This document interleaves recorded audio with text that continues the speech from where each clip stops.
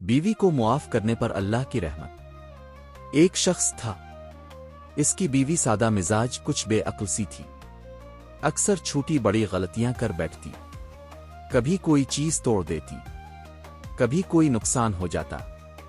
شوہر کو غصہ تو بہت آتا، لیکن وہ ہر بار اپنے دل کو سمجھاتا، اگر میں نے اسے طلاق دے دی تو یہ بیچاری کہاں جائے گی؟ کون اسے اپنائے گا؟ کوئی نہیں، میری ہی زندگی کا امتحان سہی۔ وہ اپنی بیوی کو اللہ کی بندی سمجھ کر معاف کرتا رہتا، نرمی سے پیش آتا، اور زندگی اسی حال میں گزر گئی۔ پھر ایک دن وہ شخص اس دنیا سے رخصت ہو گیا۔ کچھ عرصے بعد کسی نیک شخص نے اسے خواب میں دیکھا اور پوچھا، بھائی بتاؤ تمہارے ساتھ آخرت میں کیا معاملہ ہوا؟ تو وہ شخص مسکرایا اور کہنے لگا، مجھے اللہ کے حضور پیش کیا گیا۔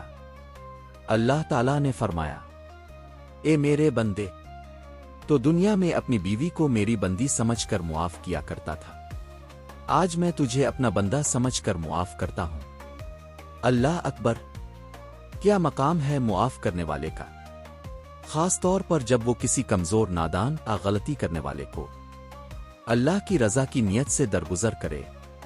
سبق: جب ہم دوسروں کو معاف کرتے ہیں تو دراصل ہم اللہ کی صفت غفور الرحیم سے تھوڑا سا حصہ پا لیتے ہیں، اور یہی درگزر ہمیں آخرت میں بے حساب رحمت کا حقدار بنا دیتا ہے۔